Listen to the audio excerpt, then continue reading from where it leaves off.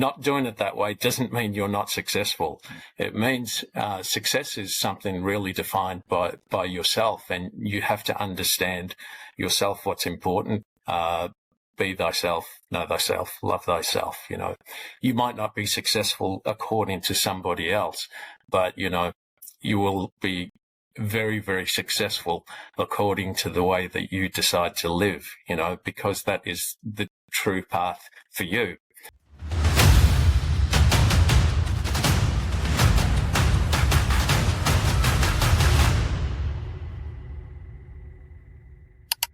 All right. The topic for today, Shane Dirckze, is redefining success beyond career and money. Oh, now, okay. I think this is quite a relevant topic for both of us, seeing as we've lived pretty much, just underneath a half lifetime's worth of years.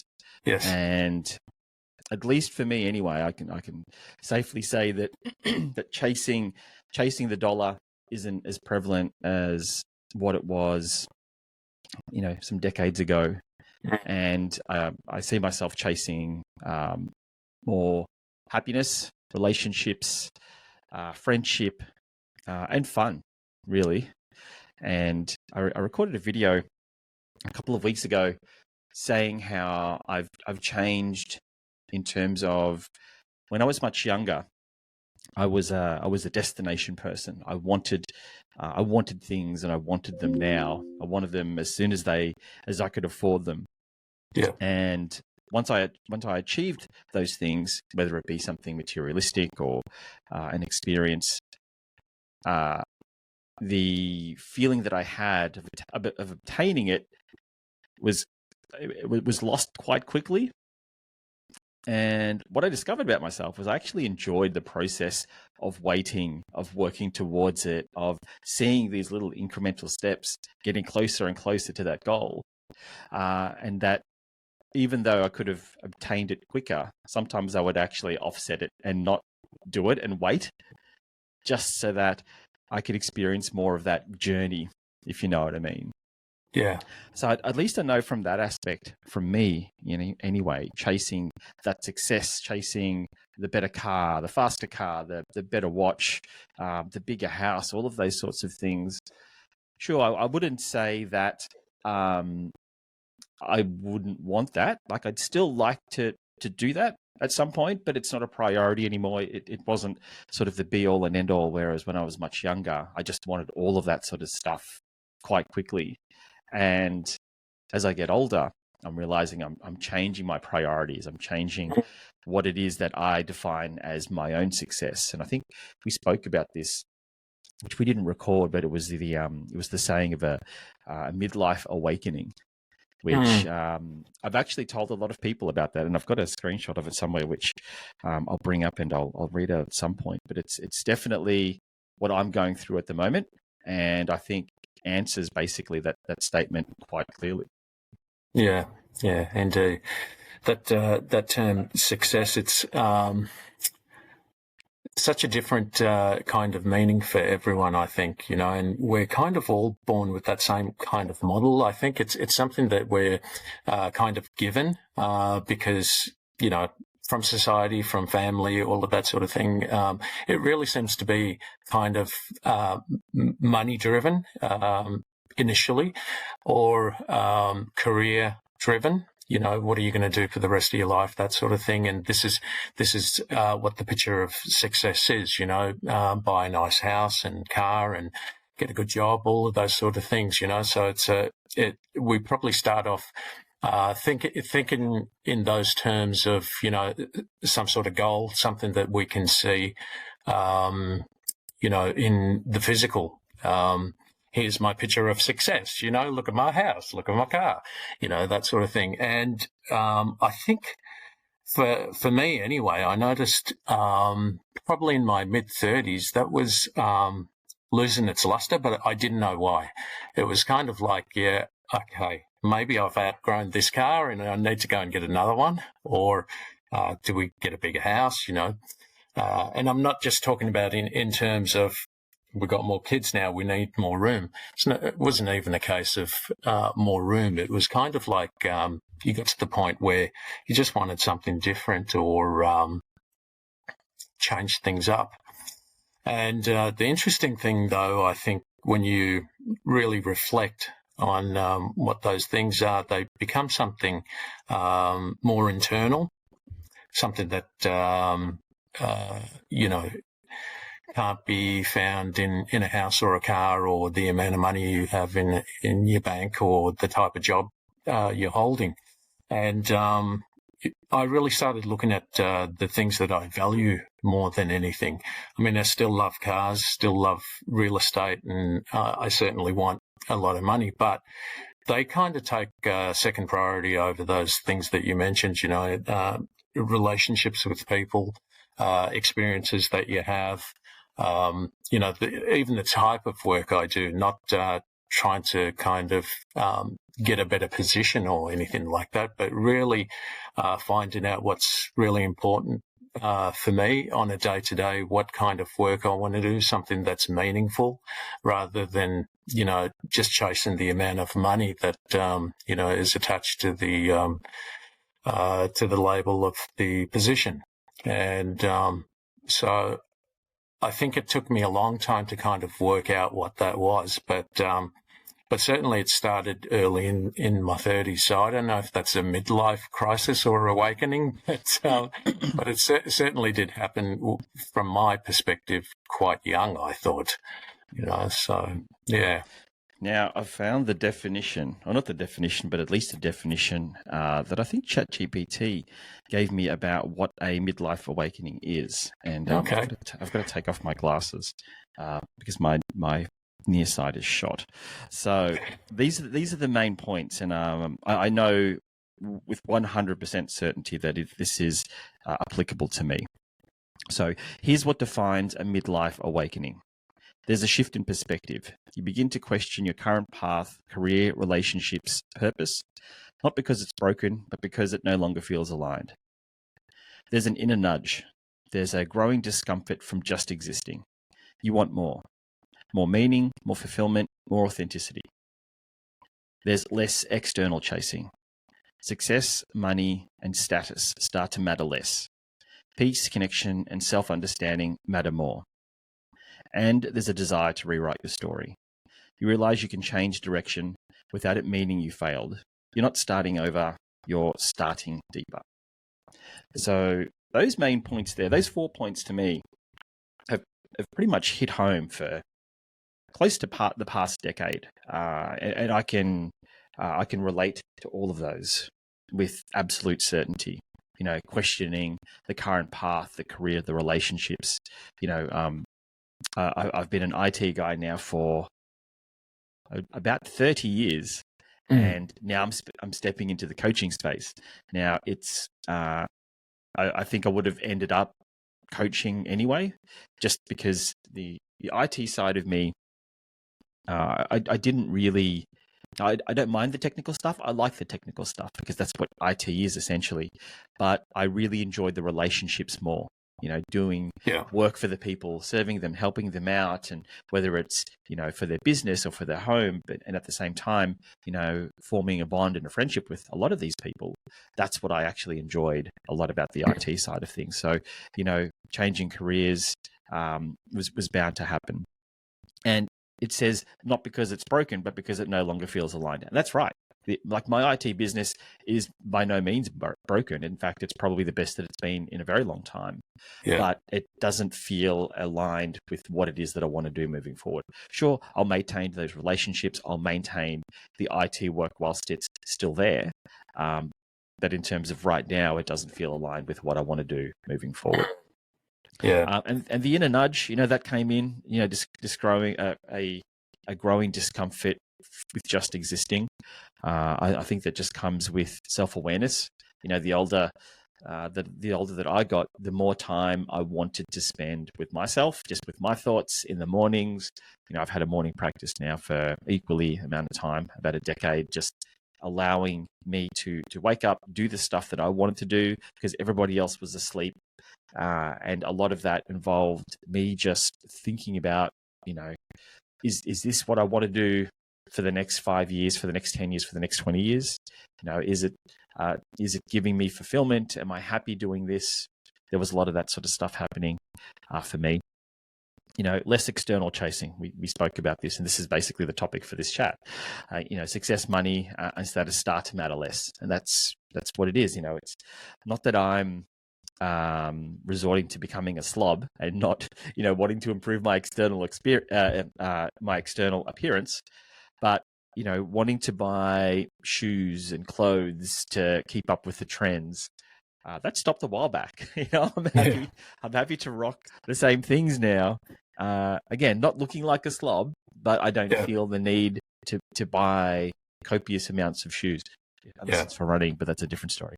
But just for the fashion, just for the fashion of things, even watches. I still love watches, and I can buy watches, but I just don't feel the need to want to constantly buy them now.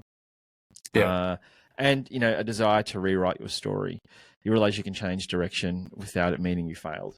That one, look, I agree with that one as well. But I've failed in life, certain parts of life, so that, and I'm okay with that. But I do like the aspect of rewriting my story again. Coming from, say, an IT guy, more into a coach, a person that is willing to help and allow others to achieve their goals. So those 4 points to me, I totally love them.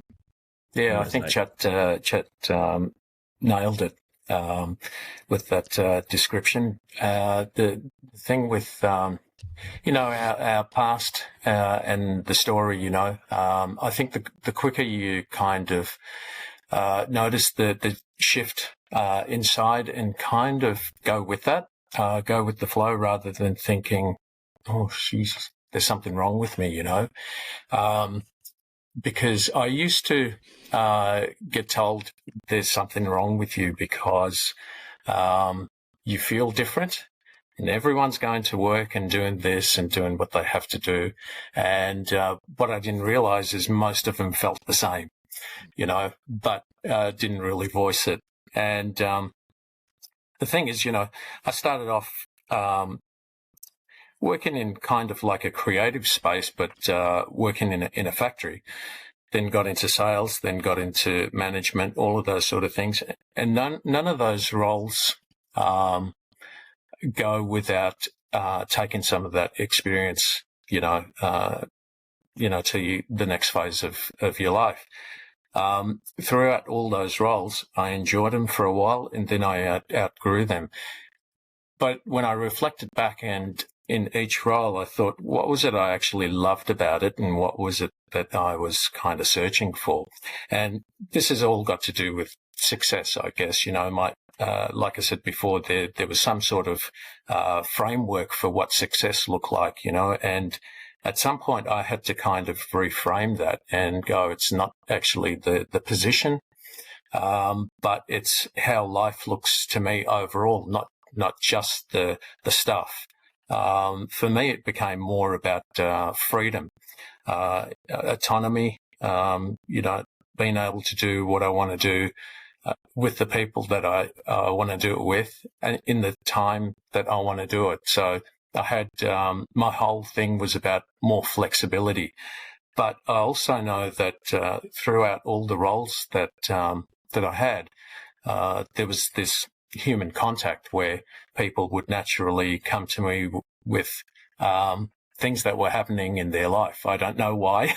It just seemed to kind of happen that way. And we wouldn't be talking about things about work. It'd be about their life. And I also went into a lot of training roles. Just naturally, I either was the senior in that position, and so I was training a lot of people as well. And then I also noticed that when I was doing my sales roles, the best thing out of the sales roles is people were coming to me with their technical problems, and I absolutely love that, kind of being able to find some sort of solution to a problem. So I think all of that experience has now kind of come into this part of my life where everything's transitioned. All those skills are still there, but more in a coaching or a guidance kind of role with people that have everyday problems, maybe some deeper than others, but it's that wanting to kind of help people, but doing it in the way that I can kind of frame my life in a more freedom-based way, rather than turning up every day in something that was more routine. So that model of success, or that idea of success now, is completely different than what it was. Doesn't mean one's right or wrong. It's just what has to be right for you, in terms of success. Yeah. It's actually a weird statement, redefining success beyond career and money. And it's a statement where the number of times that you read it changes. At least for me anyway, the definition of it changes, and the key word in that changes for me the most is success. Because success for me, at least in as to how I perceive it, is more related to say wins, because success for me is almost something that once it's achieved, then you then achieve something else. So realistically, again, my definition, everyone for the most part is quite successful. There's success, or you want to achieve success at being a father, at being a husband, at being a good friend, at being a good son, at being a good brother, on all of those different things. And the measure of success could be just as simple as picking up a call, making sure that people are all right, being there for your kids. And so success in itself as a word, at least again for me, seems quite loaded, because I see success everywhere. And so that's why in my head, success is more akin to the word wins, because you have wins. That's how I do things. I have a chat to my daughter about life stuff, and once that's done, I'm happy with myself. I think that's a win, but then that's a success as well. But to redefine success beyond career and money is that if we were to leave career and money behind, then it's life stuff. It's the relationships. It's not so much the relationships with other people, because I always feel that that's something that you work on basically since the day you start going to school, kindergarten. Once you start to realize that you're constantly wanting to have relationships with your classmates at kindergarten or primary school, and your teachers and your parents and your family members, and all of these different relationships that we have and that we establish. It's more the relationship with yourself, which I think is the most important, because that's the one that seems to be, I think it's left out the most, at least from my experience. We're so enamored in things and showing up more so for other people than for ourselves. Again, that's why people like to dress the way that they do and look the way that they do. And realistically, people will say, yeah, I do it because I like that. But ultimately, we all know it's just for other people. You dress for other people. That's just how it is. Otherwise, we'd be going around in pajamas all day because it's just the most comfortable thing. Having said that, I've seen a lot of people do that, and kudos to them, because it looks super comfy doing that sort of stuff. So redefining success, for me, beyond career and money, is about relationships and happiness. And if we were to drill down a bit further, it would be the relationship that I have with myself. Because once I have that on lock, then everything else becomes easy. I know my own capacity in terms of who I am as a person. As mentioned before, who I am as a friend, as a father, as a parent. And once I know what my capacities are in terms of my capabilities, I can then be the best father that I can be the best parent, be the best friend. And sure, if there are going to be some places where I need to work on them, I'll do that, because I know that about myself. So, redefining that success beyond career and money, again, it is really about relationships and the happiness. And I think, you were talking about career as well. It is, it's difficult to separate happiness from career, because it's almost it's like one and the same. There are a lot of people out there that have a brilliant career. They make lots of money. They seem to enjoy it quite a lot, but sometimes they're not that happy. It's quite a common thing. Yet there are people out there that are quite happy, and they've got the career that they might not want to have. But in terms of a balance, I'd almost rather be that person that is relatively happy with themselves, earning money that they might not. I'm not saying that it's not enough, but sure, they'd always want more, but at least overall they seem quite happy. Yeah. This thing about redefining success, I think it's about kind of breaking that mold, or the idea of what success was, and it has to become very personal, because what you described to me is something that is very personal to you, and some of those are similar to mine, but also very different. So I think, I had to understand that success is just a word, and it was something that, it's an overall kind of idea that you either go with it or you don't. And for some reason, I kind of abided by that for the first 30-odd years of my life. I don't know why, but I kind of went, oh, yeah, that's what success is. But I had to kind of understand that not doing it that way doesn't mean you're not successful. It means success is something really defined by yourself, and you have to understand yourself, what's important to you. Like I said, you have to really understand your values. Be thyself, know thyself, love thyself. And so it's about that being real with yourself, understanding what's important to you, and whatever the rules are out in the outer world, they don't really apply when it comes to this. You might not be successful according to somebody else, but you will be very, very successful according to the way that you decide to live, because that is the true path for you. And you have to kind of decide, am I kind of living my life to suit the outer world and kind of tick those boxes, or am I going to tick the ones internally, that you kind of get up in the morning and go, yep, this is exactly the way I want to live. And for me, that's a successful life. When it comes to work as well, for me, I used to think of work as something very separate. Go out, make the money. That's my title. That's my role. That's what I do. But now I think of life more in alignment and work in alignment.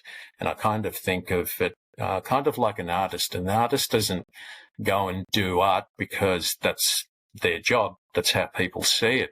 It's their job. But they get up because they feel a calling to do it.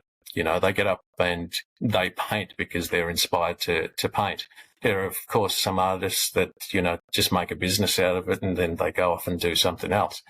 But there are some artists that it's kind of like they can't do anything else. This is what I was kind of born to do. And it's kind of like that's how I think of things these days, and so for me to kind of live my life a little bit more organically, like that's kind of guided, that's success to me.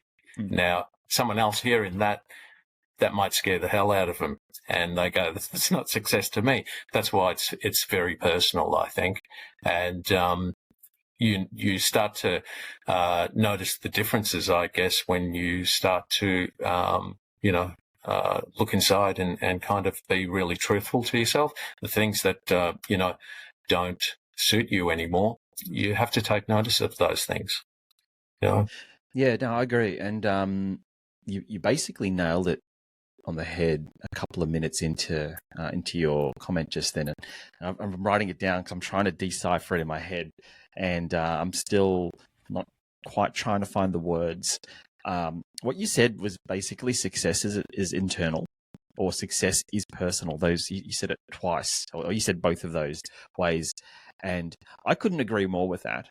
I think that is basically the epitome of success. It has to be something for you, not because your parents are proud, or even because your kids say that you're a good father, or your wife is proud of you. Like, I think realistically, at its core, success is what you make of it, not of anyone else.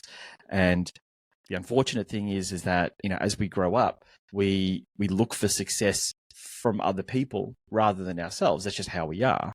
We want to be a good son. So we help out in the house, and we follow the orders that our parents give us in terms of cleaning our bedroom and kitchen and all of that sort of stuff.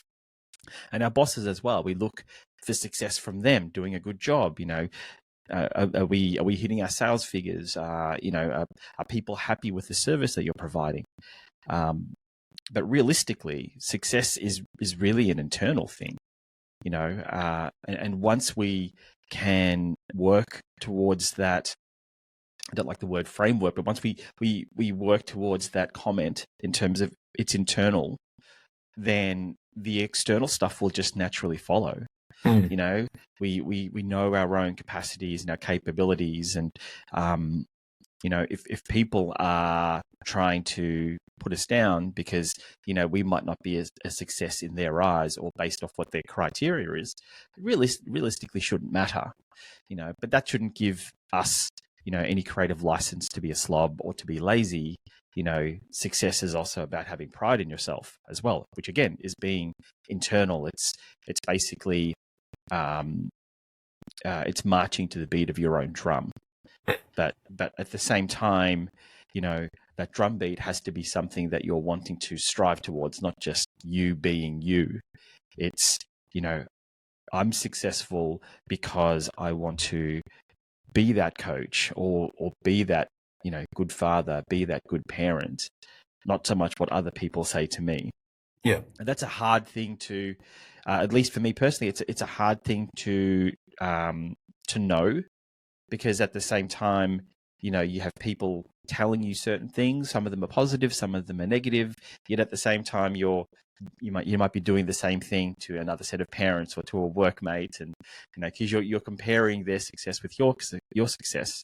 And at times, what many people do is they say, I'm a coach or I'm an IT guy, and this guy over there is doing exactly the same thing, yet he's earning 10 times the amount more. Why is that?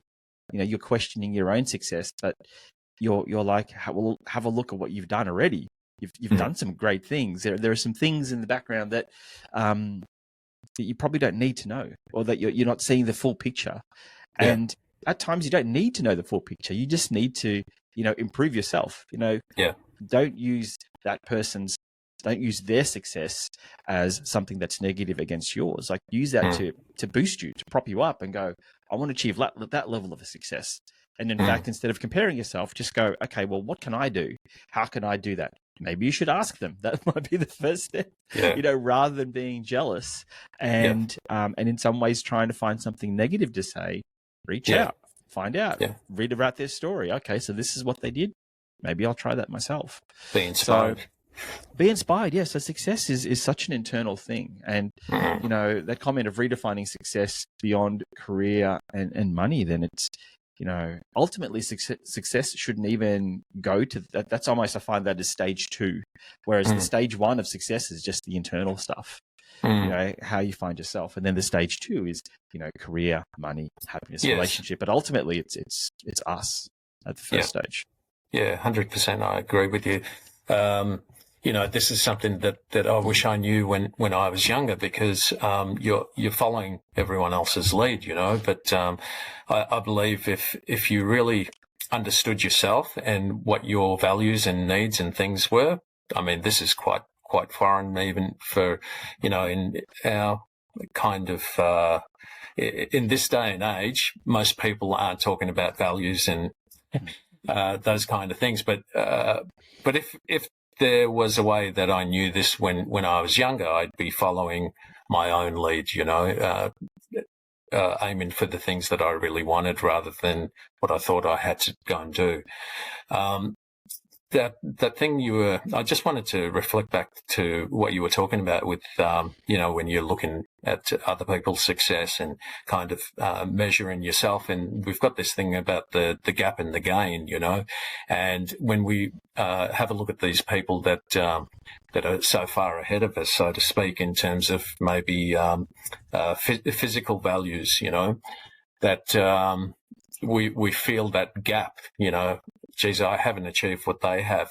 But hardly do we ever kind of look at the gain, how far we've come, or even how much better we're doing than somebody else. We don't ever seem to, funny enough, go, geez, I'm actually doing quite well, from where I was 10 years ago or whatever it was. We're always kind of looking at what we don't have rather than what we do.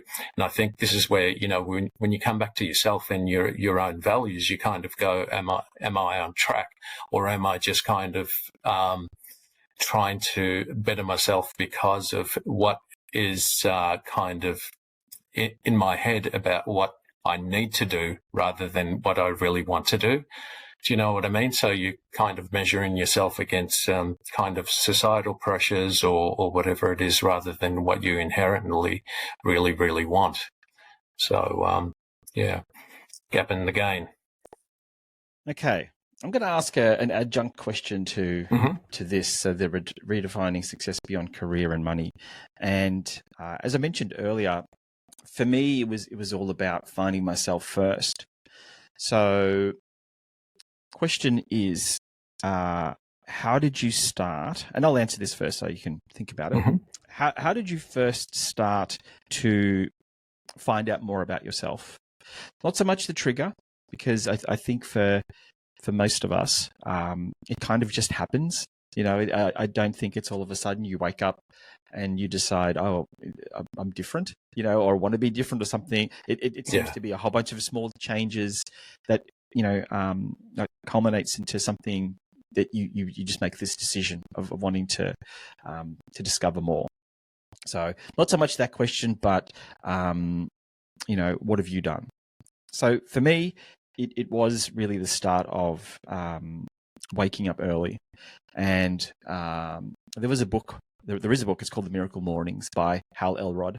Funnily enough, I've only read it probably in the past 6 or 12 months, even though I've been practicing it for close to a decade. And for me, it was really just waking up like stupidly early, but giving myself the time to do whatever it is that I want. I have 3 kids, and there's no way I'm going to outlast them in terms of staying up. Like, they'll go 24 hours without sleep, not a problem. I can't do that. So the only time for me is basically to get up in the mornings. And so I have been doing that for a decade. There's a combination of things that I do, whether it's self-Reiki or self-hypnotism, meditation, there's journaling. There's a lot of the stuff that allowed me to spend time with myself, which I think is what most people need to do or should do. We're so busy in looking after other people, our kids, our friends, our family, our job. And even when we look after ourselves, a lot of the times it's quite rushed. We'll have junk food, we'll have fast food because it's easy. Sometimes we exercise and sometimes we don't. And of the times that we do look after ourselves, for many people, it's basically sitting down and watching Netflix for 4 or 5 hours because they've had a tough day at work, they've had a fight with their partner, and they just want to kind of switch off. And there's nothing wrong with that. Like, that definitely is something that needs to happen. There is some time where you need to rest, but not sleep, just to be and exist, and then look at something that is just dumb, and that helps. But that is many people's almost default stance of kind of looking after themselves, and a lot of the times looking after yourself does involve hard work, exercise, reading the right foods, getting the right amount of sleep.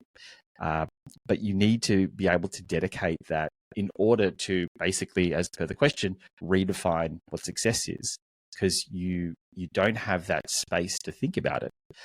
Success as we said from the get-go, is always by default an external thing. Success is drilled to you by your boss. Okay, this is how many sales you need to make, or this is how many tickets you need to close, or this is how many people you need to help. That's an external success. And same with our parents, and same with our kids and our partner. We need to do this. We need to book a holiday. We need to, you need to make sure that your kids' grades are up to scratch. So it's all of this success that is externally driven. So you need to really carve that time out for yourself.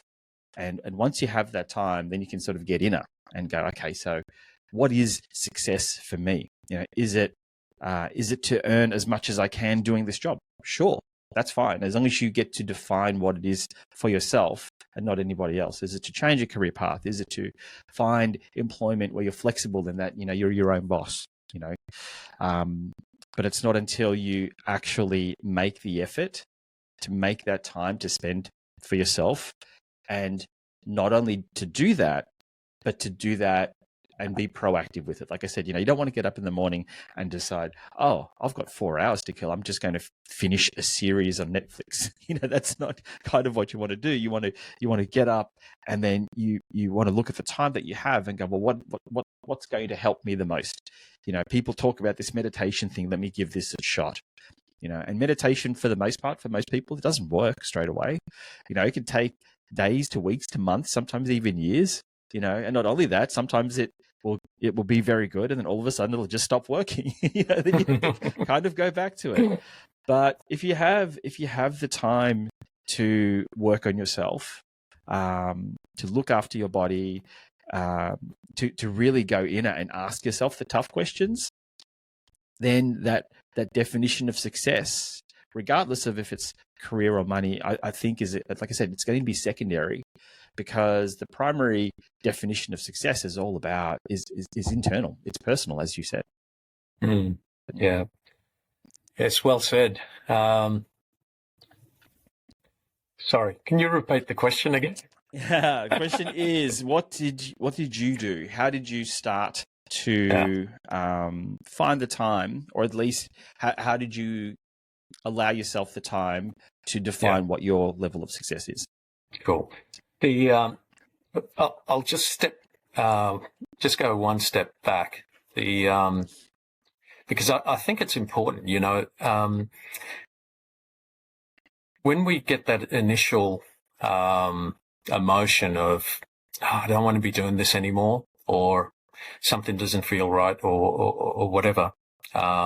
Sometimes we put up with that, and we kind of just brush it off. And the reason I say this is because I did this for years, and just kind of went, there's something wrong with you or whatever. But it's only when I examined it did things come out.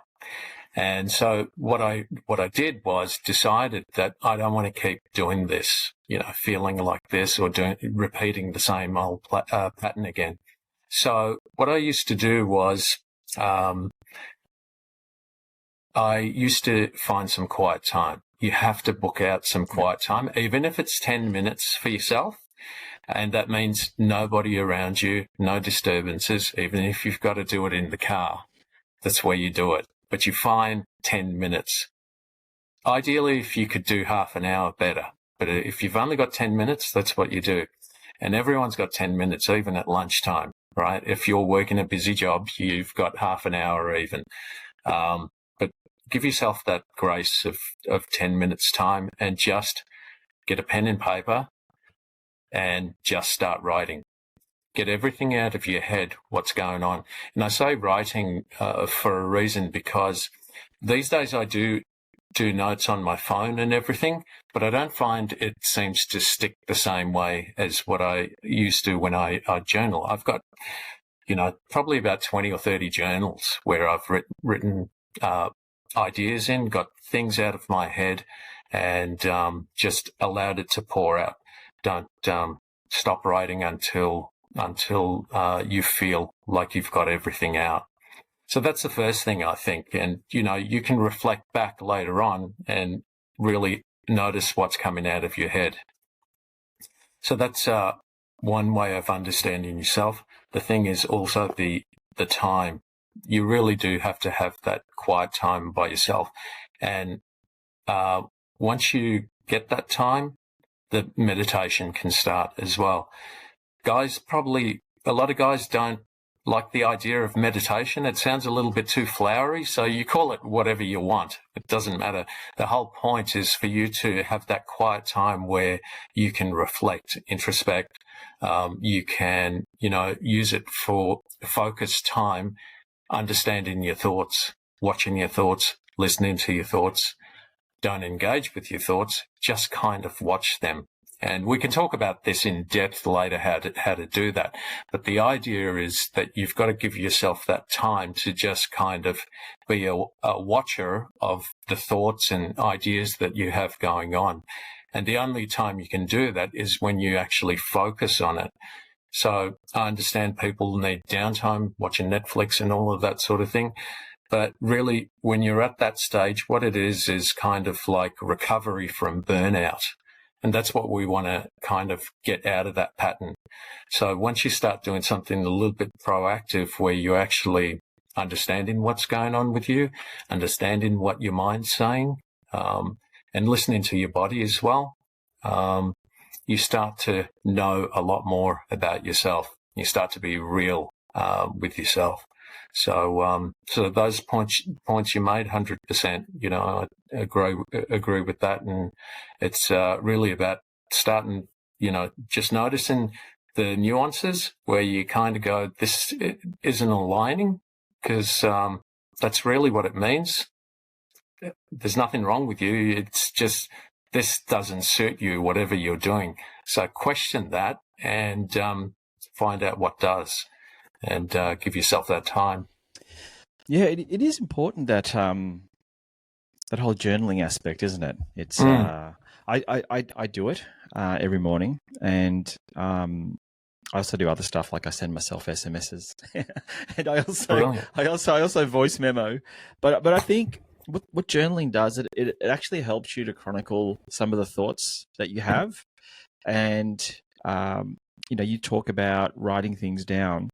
And that's a good start, but at the same time, it's being able to then find that space, write about it, but then write about other things, either that you're feeling, or that you're wanting to work towards, or that you might actually even just have problems with. Absolutely. Whether it's a work thing or a life thing.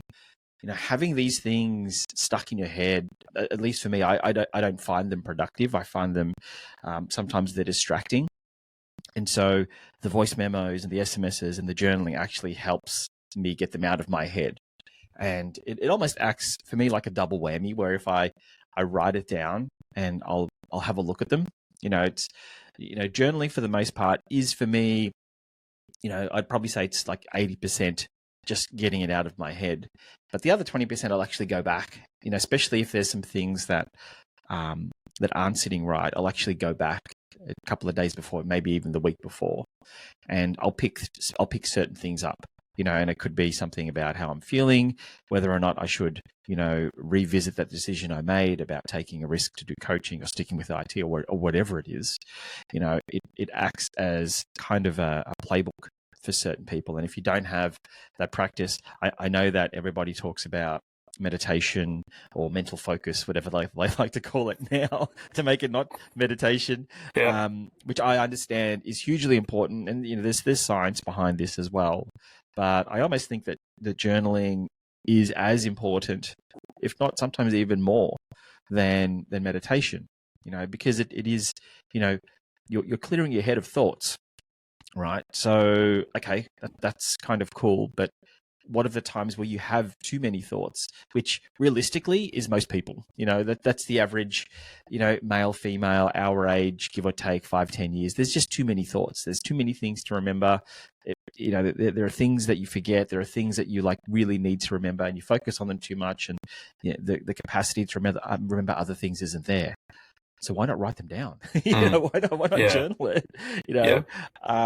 And meditation, I think that the word for people that can visualize is, okay, so you're sitting there, cross-legged, eyes closed, darkened room, maybe a candle, maybe some incense, who knows?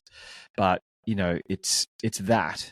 It's something that, you should do it for 20 minutes or 30 minutes. Cool. That's what people say.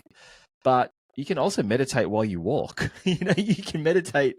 I've been kind of known to meditate while I drive certain places. You just get into the zone where thoughts come freely or they get released quickly.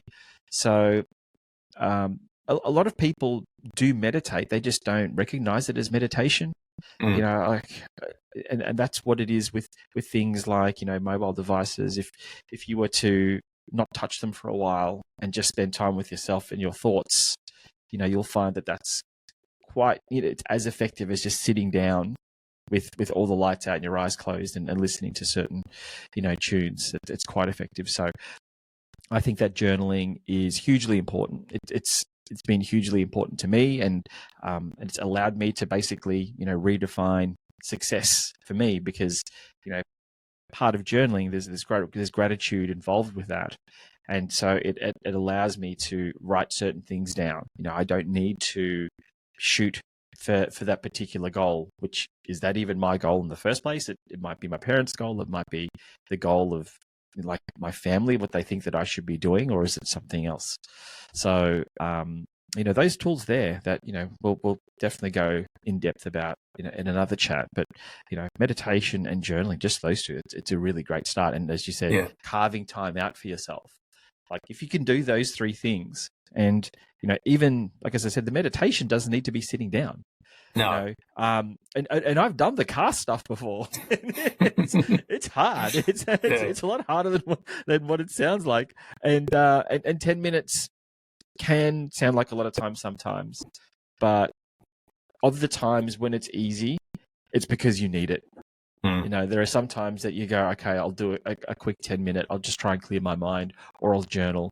You close your eyes and then you open them straight away, and I'm like, what, is that it? Because your time is going off on your phone. Yeah. And when it's like that, that, okay, I probably need a bit more of this because my head's a bit sort of messy at the moment. It needs to declutter. Yeah, definitely. Yep. Yeah, I can't wait to actually do a deep dive on meditation, or what was the other term you used? Mental focus. Mental focus. Okay, cool. I think that's what I've heard.